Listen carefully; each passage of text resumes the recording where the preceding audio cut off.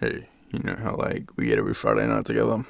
Well, I was thinking maybe every Friday I could like just like read us like a fairy tale, like one of the original like Grimm's fairy tales, and we could like just just conk out straight after it, you know, like the man Snow River dude. Oh, I forget his name. Yeah, the Waltzing Matilda dude. Oh, Waltzing Matilda, waltzing. You know the deal. But anyway, point being, I think I want to read like a story and we can just like go to sleep and also learn some crazy stuff about like where the fairy tale started. You know, is that okay? Every Friday from now until we run out of Grimm's fairy tales. What do you think? How about we try out this one and we see how we go. Yeah.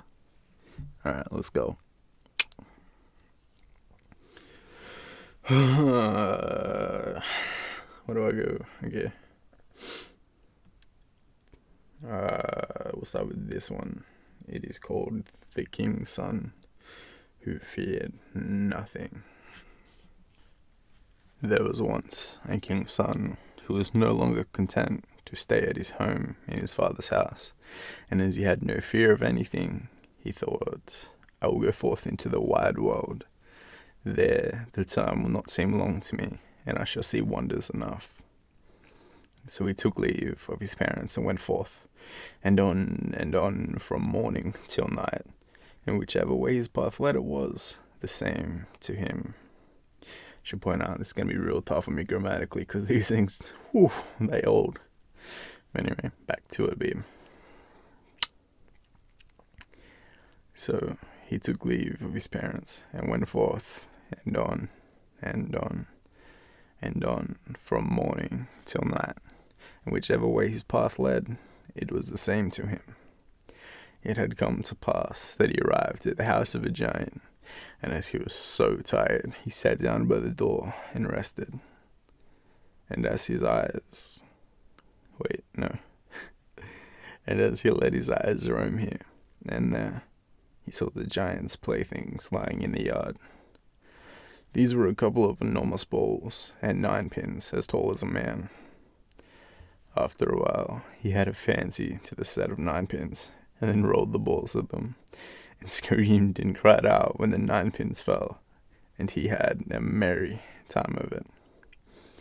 The giant heard the noises, stretched his head out of the window, and saw a man who was not taller than other men, and yet played with his 9 pins. "Little worm," he cried, "why are you playing with my balls?"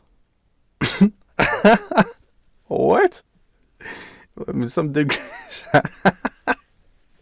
some dude shouts that out of his window. I'm not gonna be okay. Anyway, who gave you the strength to do it? The king's son looked up and saw the giant and said, Oh, you blockhead!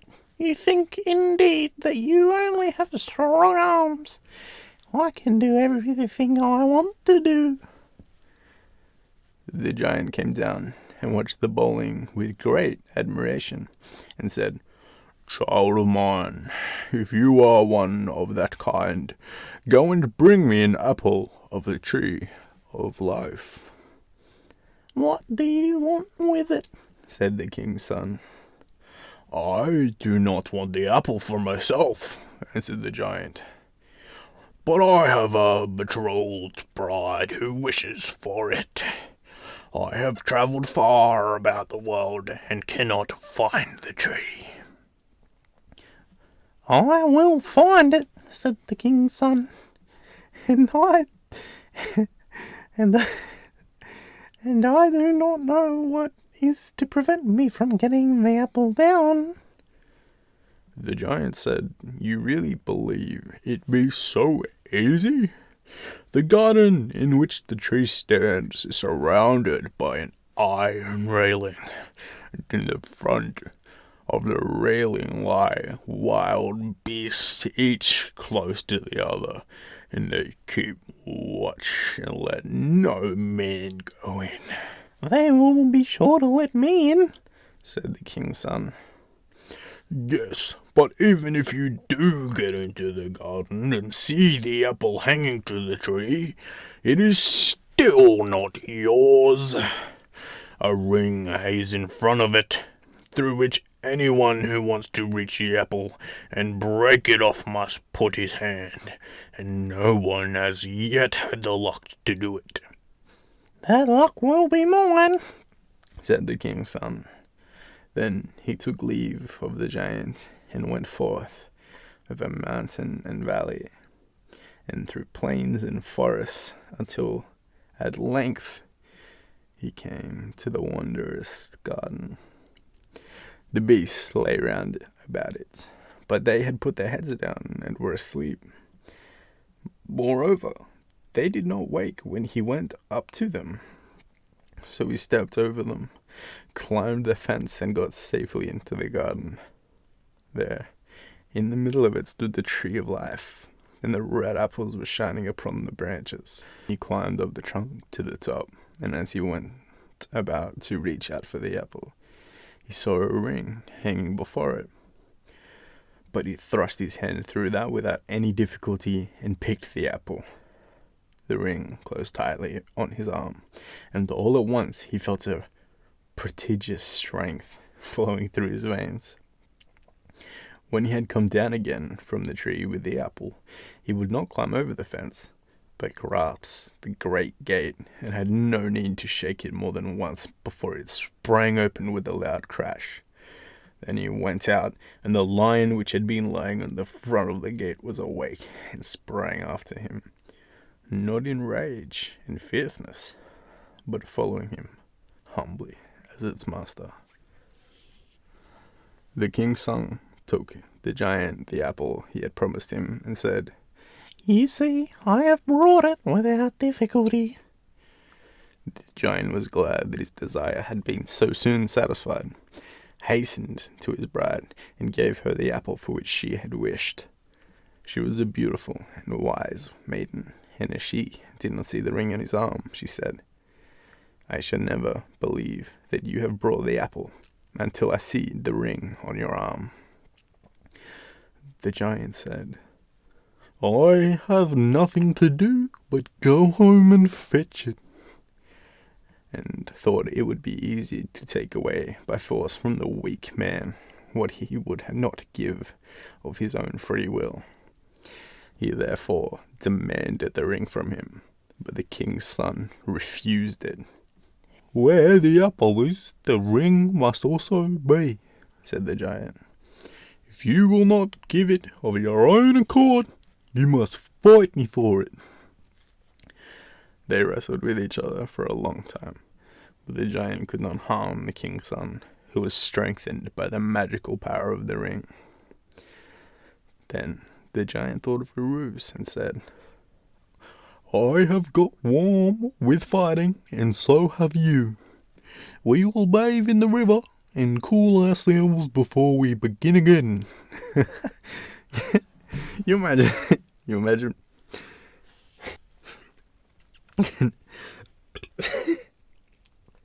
Can you imagine being in a fight with someone and someone to me like, yo, wait. We need a bath, broski. This is ridiculous. Wait.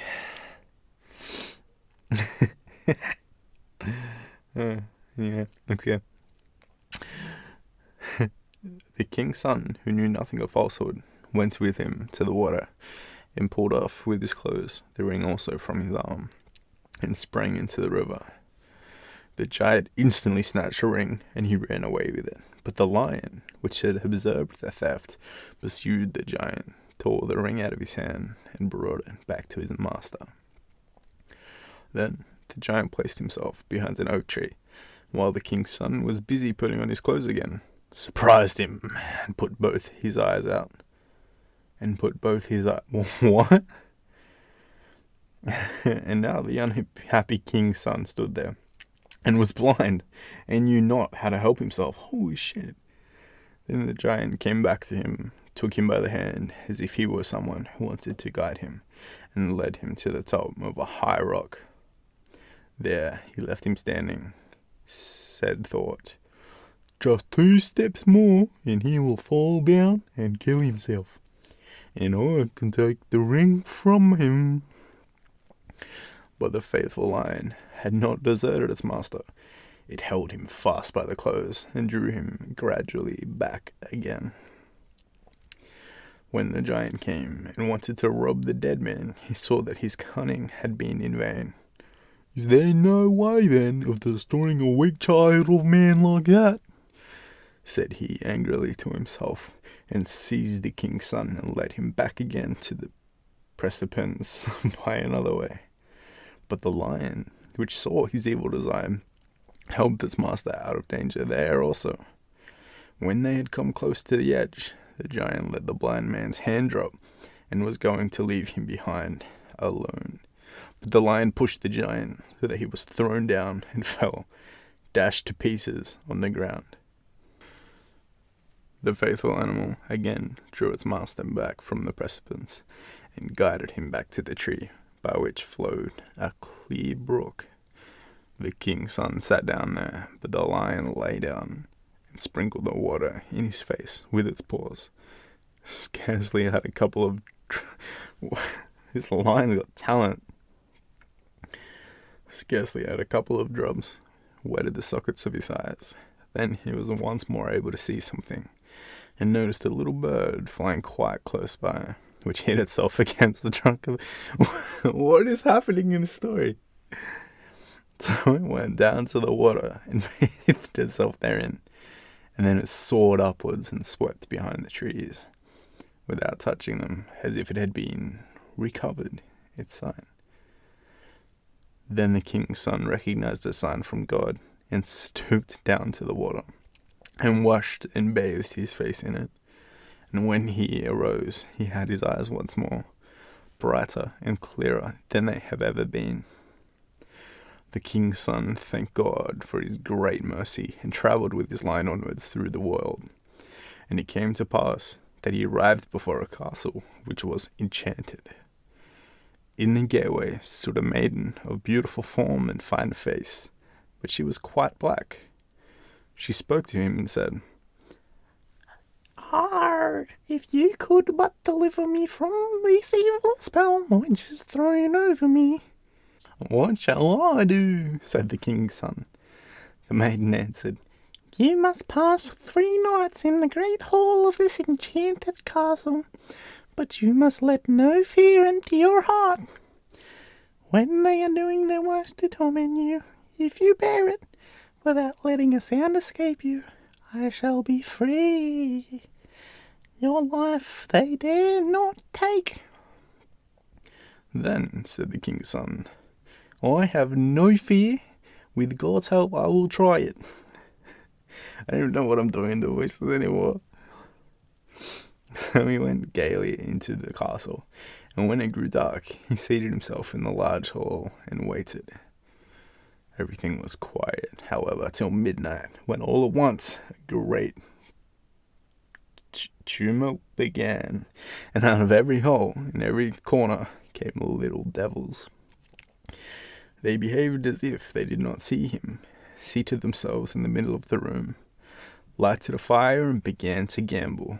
Oh, the harshest of crimes! When one of them lost, he said, "It is not right.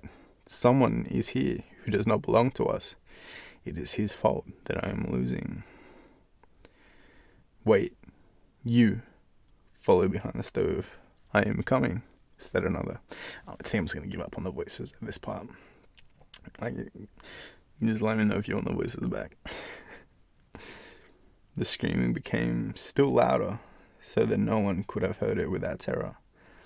The king's son stayed sitting quite calmly and was not afraid. But at last the devils jumped up from the ground and fell on him, and there were so many of them that he could not defend himself from them. They dragged him about on the floor, pinched him, pricked him, beat him, and tormented him, but no sound escaped him. Towards morning, they disappeared. And I lost myself.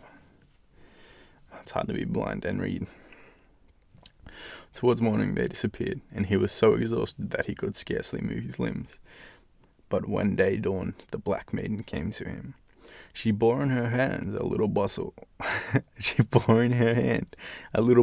Wherein was the water of life, wherewith she washed him, and he at once felt all pain depart, and new strength flow through his veins. She said, "You have held out successfully for one night, but 2 more lie before you." Then she went away again, and as she was going, he observed that her feet had become white. Oh man, is this racist? The next night, the devils came and began their gambling anew. They fell on the king's son and beat him much more severely than the night before, until his body was covered in wounds. But as he bore all quietly, they were forced to leave him. And when dawn appeared, the maiden came and healed him with the water of life. And when she went away, he saw with joy that she had already become white to the tips of her fingers. And now he had only 1 more to go. But it was the worst. The devils came again. "Are you still there?" cried they. "You shall be tormented till your breath stops." They pricked him and beat him and threw him here and there, and pulled him by the arms and legs as if they wanted to tear him to pieces, but he bore everything and never uttered a cry. At last the devils vanished, but he lay fainting there and did not stir, nor could he raise his eyes to look at the maiden who came in and sprinkled and bathed him with the water of life. But suddenly he was freed from all pain, and felt fresh and healthy, as if he had awakened from sleep. And when he opened his eyes, he saw the maiden standing by him, snow white and fair as day. "Rise," she said, "and swing your sword 3 times over the stairs, and then all will be delivered." And when he had done that, the whole castle was released from enchantment, and the maiden was a rich king's daughter. The servants came and said that the table was set in the great hall, and dinner served up. Then they sat down and ate and drank together, and in the evening the wedding was solemnized with great rejoicings. That's the end of the story. That's it stops there. Wow. Well, I mean, that was a roller coaster. It was like, I guess it could have been like metaphorical black, but that seemed like not cool. But that was interesting. Don't know what happened to the giant. I guess he left. Like, done. Okay, cool. Wow. But anyway, it's time for us to sleep. And by us, I mean me. You can do your thing, but I'm going to sleep. I love you. If you want me to do this again, please leave a comment. I love you.